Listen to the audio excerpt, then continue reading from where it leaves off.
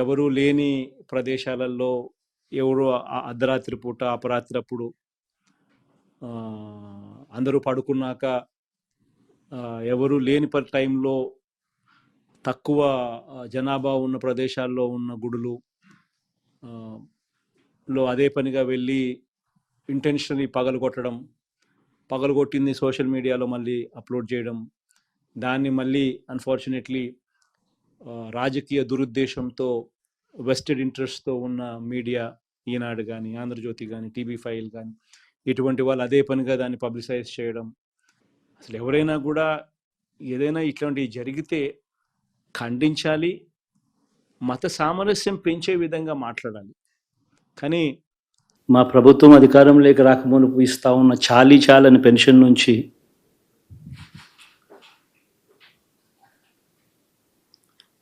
ఎంతో మంచి చేస్తూ అడుగులు వేసినా కూడా ఆ అవ్వాతాతలు చూపిన ఆప్యాయత ఏమైందో కూడా తెలియడం లేదు.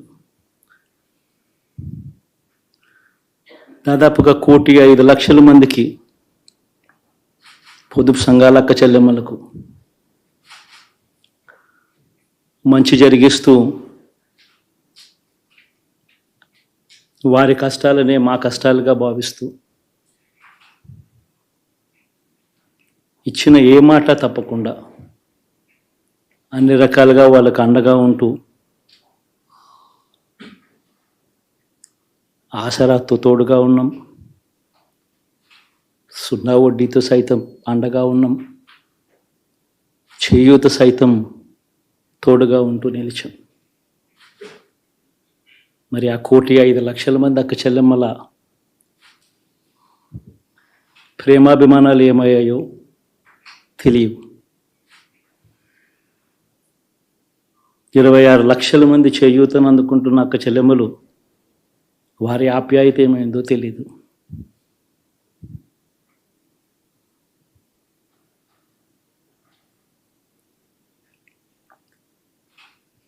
పిల్లల చదువుల కోసం ఏ తల్లి ఏ తండ్రి ఇబ్బంది పడకూడదు అని మొట్టమొదటిసారిగా పూర్తి ఫీజులు ఇస్తూ తీసుకొచ్చి అందగా నిలిచాం.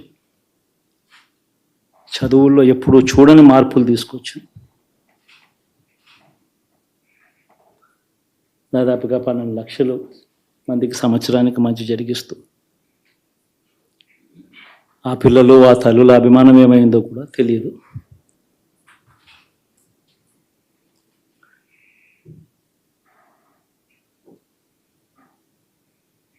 దాదాపుగా 54 లక్షల మంది రైతన్నలకు గతంలో ఎప్పుడూ చూడని విధంగా జరగని విధంగా పెట్టుబడికి సహాయంగా అందించే కార్యక్రమం మొట్టమొదటిగా జరిగింది మన ప్రభుత్వం వచ్చాకే.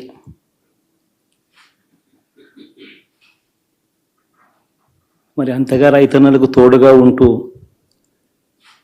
రైతన్నలకు రైతు భరోసా ఇవ్వడం కానీ, సమయానికే వారికి ఇన్పుట్ సబ్సిడీ ఎప్పుడు జరగని విధంగా సీజన్ ముగిసేలోగానే ఇచ్చే కార్యక్రమం కానీ, ఉచిత ఇన్సూరెన్స్ కానీ, పగటిపూట 9 గంటలు ఇచ్చే కార్యక్రమం కానీ, ఉచిత విద్యుత్ ఇచ్చే కార్యక్రమం కానీ, మరి 1/2 కోటి మంది రైతన్నల ప్రేమ ఏమైందో తెలియదు.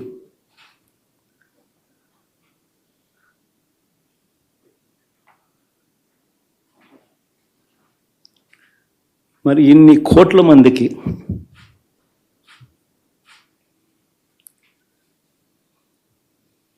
పేదవాడికి తోడుగా ఉంటూ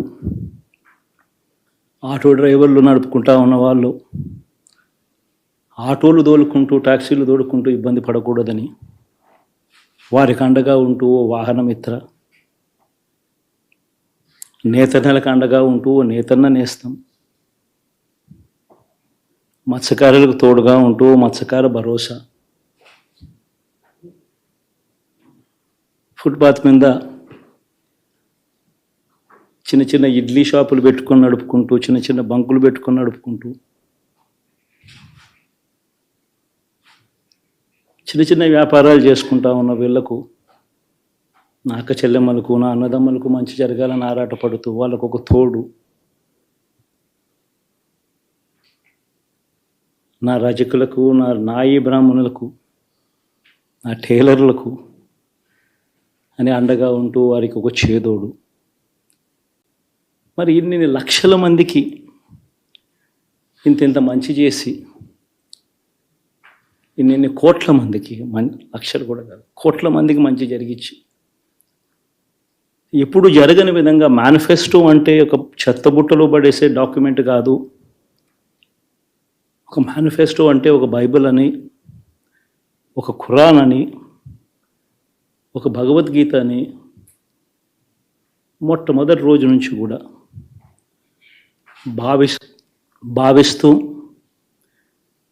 ఏకంగా 99% వాగ్దానాలు అమలు చేసి, అంతే చిత్తశుద్ధితో ఆ మేనిఫెస్టోను కూడా అక్క చెల్లెమ్మల ఇంట్లోకి తీసుకొని వెళ్ళి చూపించి మీరే టిక్కు పెట్టండి అనే నిబద్ధత గల ప్రభుత్వంగా పనిచేసాం. ఇప్పుడు జరగని విధంగా పిల్లల చదువులు, పేదరికం పోవాలి అని అంటే పిల్లల చదువులకు క్వాలిటీ ఎడ్యుకేషన్ అవసరం అని మొట్టమొదటిసారిగా ఇంగ్లీష్ మీడియంను వ్యతిరేకిస్తున్న వాళ్ళందరూ పెత్తందారులతో యుద్ధం చేసి సైతం పిల్లలకి ఇంగ్లీష్ మీడియం తీసుకొని రావడమే కాకుండా టోఫుల్, ఐబీ లాంటి కళలు కూడా కలం. ఆ పేద పిల్లలకు అండగా నిలబడాలని, తోడుగా ఉండాలని, వారి చరిత్రలు మార్చాలని, ఎప్పుడు చూడని విధంగా గ్రామ స్థాయిలోనే సచివాలయ వ్యవస్థ, వాలంటీర్ల వ్యవస్థ తీసుకొచ్చి ప్రతి ఇంటికి సేవను అందించే కార్యక్రమం చేశాం. వివక్ష లేకుండా, కరప్షన్ లేకుండా దాదాపుగా 2,70,000 కోట్ల రూపాయల పైచిలకు ఇంటి వద్దకి అందించగలిగాం.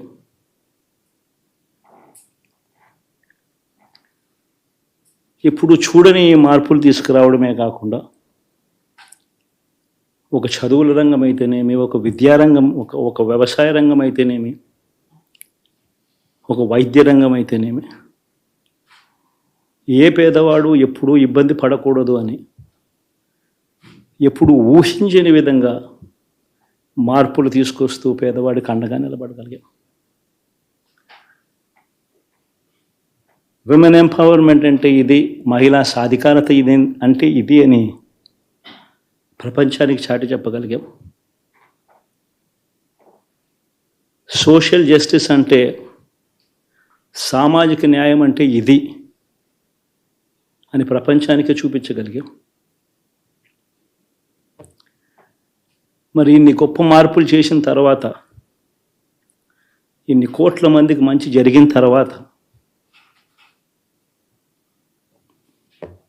మరి అభిమానం ఏమైందో, ఆప్యాయత ఏమైందో తెలీదు.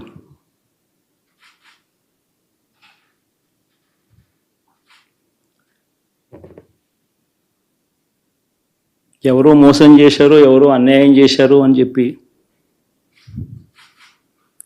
అనొచ్చు, కానీ ఆధారాలు లేవు.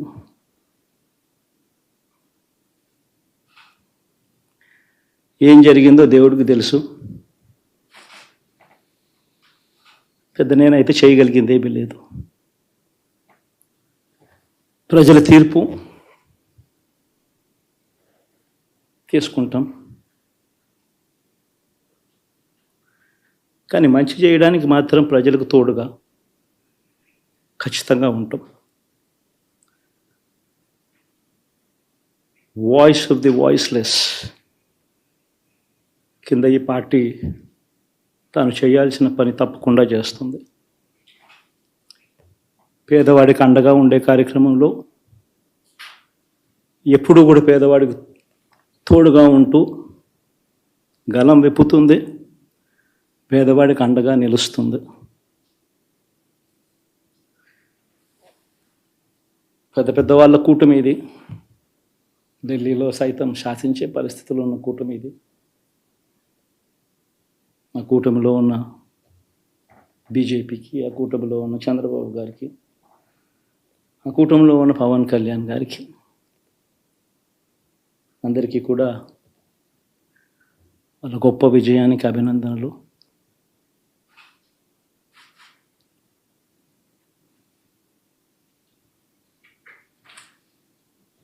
ఓడిపోయినా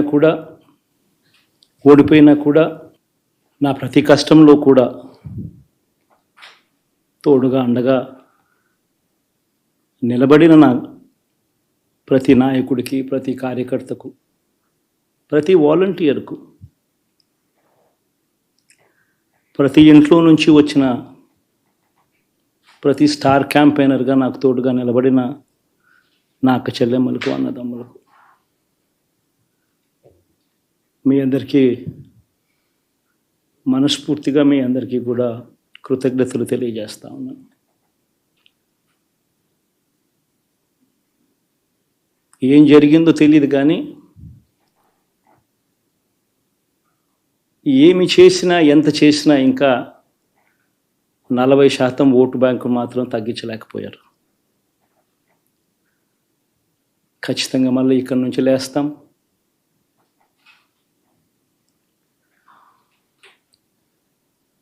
మళ్ళీ ఇక్కడి నుంచి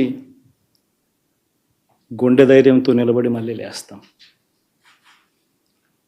ప్రతిపక్షంలో ఉండడం కొత్త కాదు, పోరాటాలు చేయడం అంతకన్నా కొత్త కాదు. నా రాజకీయ జీవితం అంతా కూడా ప్రతిపక్షంలోనే గడిపా, ఈ 5 సంవత్సరాలు తప్ప. పోరాటాలే చేశా. రాజకీయ జీవితంలో ఎవడు చూడని కష్టాలు కూడా అనుభవించా.